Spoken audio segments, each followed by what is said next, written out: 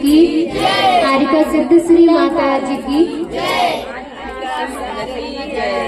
जो होता है अच्छे के लिए होता है। क्या होता है?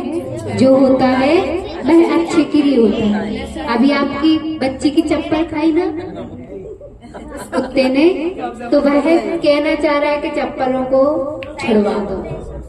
मंदिर या धर्म सभा में आना तो कैसे आना? पैदल आना। ये आपको कुत्ता सबक सिखाता है ना।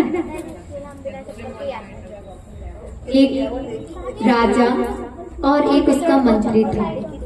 वह राजा नहा के आया तो उसका हाथ की एक उंगली कट गई। अब जैसे ही वो दरबार में आता है और मंत्री से बोलता है कि मेरे हाथ की उंगली आज कट गई, तो वह कहता है कि राजा जी जो हुआ वह अच्छे के लिए हुआ। क्या बोलता है वो? जो हुआ वह अच्छे के लिए हुआ। तो वह राजा को क्या हो गया? अब उसका एक तो हाथ कट गया, ऊपर से मंत्री जी क्या बोल रहे हैं? जो हुआ वह अच्छे के लिए हुआ। तो उसको बहुत तेज क्रोध आ जाता है। किसको आता है क्रोध? राजा को। अब जैसे ही राजा को क्रोध आता है तो राजा क्या करता है? अपने सिपाहियों को बुलवाता है, वो मंत्री को कारागृह में बंदी बनवा देता है। अब जैसे ही वह उसको बंदी बनवाता है और राजा जी कहाँ चले जाते हैं? वन में चले जाते हैं। और जैसे ही वो वन में जाते हैं तो उधर जो वन में रहते ना जो आदिवासी, उनने आदिवासियों के पंडित ने उसको क्या करा? पकड़ लिया। अब जैसे ही आदिवासी के पंडित ने उसको पकड़ा और पकड़ के अपने स्थान पर रह गए। अब जैसे ही उनको स्थान पर रह गए तो उसका पूरा, अब उसको क्यों रह गए थे पकड़ के? क्योंकि उसकी बलि देनी थी। क्या देनी थी? बलि देनी थी।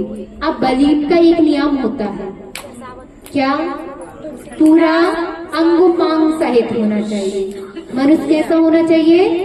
पूरा होना चाहिए। उसका एक भी अंग-उपांग क्या नहीं होना चाहिए?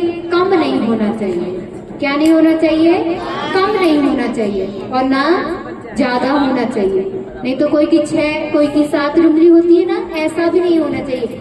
अच्छा होना चाहिए। अब राजा जी का निरीक्षण किया गया तो उनको कुछ भी नहीं दिखा। उन्हें हाथ को देखना भूल गए।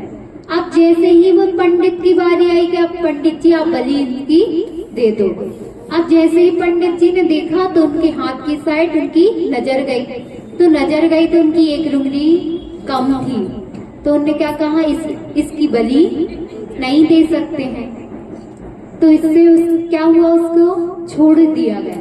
अब जैसे ही उसको छोड़ा तो वह फिर से अपने राजमहल में आया और राजमहल में आया और सिपाही से कहा कि जो मंत्री को तुमने बंदी बनवा दिया है ना, बंदी बनाया है, उसको लेके वापस आ जाओ। अब जैसे ही मंत्री को फिर वापस लेके आए, मंत्री को राजा ने पूरी घटना सुना दी कि मैं आज वन में गया था तो मेरे साथ ऐसी ऐसी घटना हुई। अब फिर मंत्री ने कहा कि जो होता है वह अच्छे के लिए होता है। अब फिर मंत्री को, राजा को थोड़ा सा गुस्सा आई कि एक तो मैं क्या हुआ, फंस गया, और ऊपर से मंत्री फिर बोल रहा है कि जो हुआ अच्छे के लिए होता है। तो मंत्री से अब उससे राजा से रहा नहीं गया कि मैं जितनी बार भी घटना में आता हूँ और ये क्या कहते हैं मुझसे कि जो होता है वह अच्छे के लिए हो रहा है। अब उससे पूछा गया मंत्री से कि मंत्री तो हमेशा ये क्यों बोलता रहता है कि जो होता है वह अच्छे के लिए होता है? तो मंत्री ने बताया अगर आपकी उंगली कटती नहीं तो आप आज क्या हो जाते? बलि चल जाते। और जैसे ही आप बलि चलते तो आपकी मृत्यु हो जाती।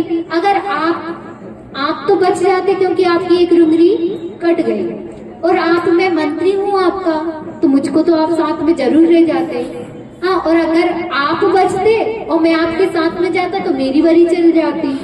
इसलिए आप मुझे रह नहीं गए तो ये बहुत अच्छा बात है। और जो होता है वह अच्छे के लिए होता है। अपन को भी यही बात ध्यान देनी चाहिए कि अपने ऊपर जो उपसर्ग आते हैं, अपने ऊपर जो विपदाएं आ रही हैं, वो किसके लिए आ रही है? आपके ऊपर आपसे ये अच्छे के लिए, आपको कुछ ना कुछ सिखाने के लिए आती है। विपदाओं से घबराओ नहीं, उनका डट के सामना करो। सामना करोगे तो आप एक ना एक दिन अच्छे से सीख जाओगे, आप उनमें घबराओगे नहीं। और अगर उनसे विपदाओं से मुंह छुपा के भगने लगोगे तो आप ना सीख पाओगे ना वो आपको सिखा पाएंगे। जो आपको ऊपर विपदाएं आ रही हैं वो आपको सिखाने के लिए आ रही हैं, ना कि आपको उनसे मुंह छुपाने के लिए आ रही हैं। इसलिए हमेशा विपदाओं में घबराना नहीं। भगवान की एक तो विपदा आई और अपन क्या करते हैं, या तो भगवान को छोड़ देते हैं या भगवान को ज्यादा भजने रखते हैं। दो काम में से एक काम करते हैं ना। या तो अपन के पास खुशी आती है तो क्या करते हैं, अपन भगवान को छोड़ देते हैं। और जैसे ही अपने पास विपदाएं आती है तो क्या करते हैं, भगवान को भजने रखते हैं। तो ये तो गलत बात है ना। जब आपके पास खुशियां हैं तो भगवान को धन्यवाद देने का समय नहीं है, और आपके पास जब दुख है तो भगवान को कोसने के सिवाय आपके पास समय नहीं है। क्या करते हो, तब विपदाएं होती है तो क्या करते हो आप लोग, भगवान को कोसते हो। कैसे कोसते हो कि भगवान ये पूरी बीमारी हमको ही रानी थी क्या, थोड़ी सी हमारी पड़ोसी को दे देते, कहते हो ना। क्योंकि पड़ोसी की हमसे सुखी देखी नहीं जाती है। आप जब तक दूसरों की खुशी में खुश होना नहीं सीखोगे तो आप हमेशा दुखी रहोगे। आप कहते हो ना माता जी, हमारे जीवन में अब सुख तो नजर आता ही नहीं है, कहते हो ना। क्यों नहीं आता है, क्योंकि अपन दूसरों की लाइफ में इतने इन्वॉल्व हो गए हैं कि अपनी लाइफ को भूल गए क्या नहीं। दूसरे ने अगर अच्छे कपड़े पहने हैं तो उसके कपड़ों से अपन को जलन होती है। अगर कोई का नंबर आगे आ गया तो आपको क्या रखता है, इसका नंबर आगे क्यों आया, रखता है कि नहीं। आप ये नहीं सोचते हो कि उसका आज नंबर आगे आया, कल हमारा भी तो आ सकता है। मगर कैसे आएगा, मेहनत करनी पड़ेगी, ना कि उसको अपन को गिराना चाहिए। गिराओगे तो आप क्या होगा, आप दिनों दिन पीछे जाओगे, आगे आने की नहीं कोशिश क्या करोगे। आप उसको पीछे करने की कोशिश कर रहे हो तो आप भी पीछे जाओगे। इसलिए किसी को पीछे करने की मत सोचो। आप हमेशा ये सोचो कि ये कितने आगे बढ़ सकता है। अगर आप ऐसी बात सोचोगे ना तो आपको अपनी खुद की आगे बढ़ने की योग्यता प्रकट होगी। बोलो अहिंसा मय विश्व धर्म की।